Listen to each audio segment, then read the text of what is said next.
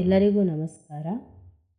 ನಿಮ್ಮ ಹಾಗೂ ನಿಮ್ಮ ಕುಟುಂಬಕ್ಕೆ ಹಾಗೂ ಸಮಸ್ತ ನಾಡಿಗೂ ಗಣರಾಜ್ಯೋತ್ಸವದ ಶುಭಾಶಯಗಳನ್ನು ಹೇಳುತ್ತಾ ನಾನು ಒಂದೆರಡು ಮಾತುಗಳನ್ನು ಗಣರಾಜ್ಯೋತ್ಸವದ ಬಗ್ಗೆ ಹೇಳಲು ಇಷ್ಟಪಡ್ತಿದ್ದೀನಿ.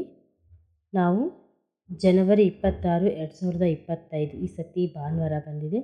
ಸೊ ನಾವು 76ನೇಯ ಗಣರಾಜ್ಯೋತ್ಸವವನ್ನು ಆಚರಣೆಯನ್ನು ಮಾಡ್ತಾಯಿದ್ದೀವಿ. ಏನು ಗಣರಾಜ್ಯೋತ್ಸವ? ಇದು ಒಂದು ಭಾರತ ಸಂವಿಧಾನವನ್ನು ಬರೆದಿರೋ ಜಾರಿಗೆ ಬಂದ ದಿನವಾಗಿದೆ. ಯಾರು ಬರೆದಿದ್ದು ಇದು ಅಂದರೆ ಸಂವಿಧಾನ ಅಂದರೆ ಡಾಕ್ಟರ್ BR ಅಂಬೇಡ್ಕರ್ ಅವರು. ಎಲ್ಲರಿಗೂ ನಮಸ್ಕಾರ. ಇಂದು ನಾವು 76ನೇಯ ಗಣರಾಜ್ಯೋತ್ಸವವನ್ನು ಆಚರಿಸುತ್ತಿದ್ದೇವೆ. ಪ್ರತಿ ವರ್ಷ ಭಾರತದಲ್ಲಿ ನಾವು ಜನವರಿ 26ರಂದು ಗಣರಾಜ್ಯೋತ್ಸವವನ್ನು ಅತ್ಯಂತ ವಿಜೃಂಭಣೆಯಿಂದ ಆಚರಿಸುತ್ತೇವೆ. ಪ್ರತಿ ವರ್ಷವೂ ನಾವು ಗಣರಾಜ್ಯೋತ್ಸವನ ಆಚರಣೆಯನ್ನು ಮಾಡ್ತೀವಿ. ಅದೇ ರೀತಿಯಾಗಿ ನಾವು ಈ ವರ್ಷವೂ ಸಹ ಗಣರಾಜ್ಯೋತ್ಸವವನ್ನು ಆಚರಿಸ್ತಾ ಇದ್ದೀವಿ. ಡಾಕ್ಟರ್ BR ಅಂಬೇಡ್ಕರ್ ಅವರ ನೇತೃತ್ವದಲ್ಲಿ ಹೊಸ ಸಂವಿಧಾನವನ್ನು ರಚಿಸಲಾಯಿತು. ಸಂವಿಧಾನವನ್ನು ರಚನೆಯನ್ನು ಯಾರು ಮಾಡಿದ್ದು? ಡಾಕ್ಟರ್ BR ಅಂಬೇಡ್ಕರ್ ಅವರು. ಇವರು ಕರಡು ಸಮಿತಿಯ ಅಧ್ಯಕ್ಷರು ಸಹ ಆಗಿದ್ದರು. ಭಾರತ ಸಂವಿಧಾನವು 26 ಜನವರಿ 1950ರಂದು ಜಾರಿಗೆ ಬಂದಿತು.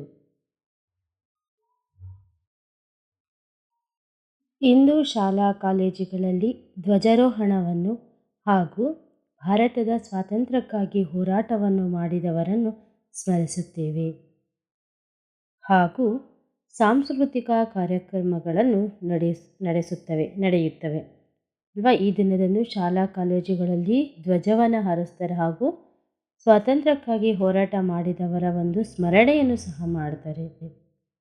ಮತ್ತು ಕಾರ್ಯಕ್ರಮಗಳು ಸಹ ನಡೆಯುತ್ತೆ. ಅವರ ಬಗ್ಗೆ ಒಂದು ಹೇಳೋದಾಗಿರ್ಬೋದು, ಹಂಗೆ ಡಾಕ್ಟರ್ BR ಅಂಬೇಡ್ಕರ್ ಅವರ ಬಗ್ಗೆ ಹೇಳೋದಾಗಿರ್ಬೋದು, ಅಥವಾ ಬೇರೆ ಬೇರೆ ಸ್ವಾತಂತ್ರ್ಯ ಹೋರಾಟಗಾರರ ಬಗ್ಗೆ ಒಂದು ಪರಿಚಯವನ್ನು ಈ ದಿನ ಸಹ ಅವರು ಮಾಡ್ಕೊತಾರೆ.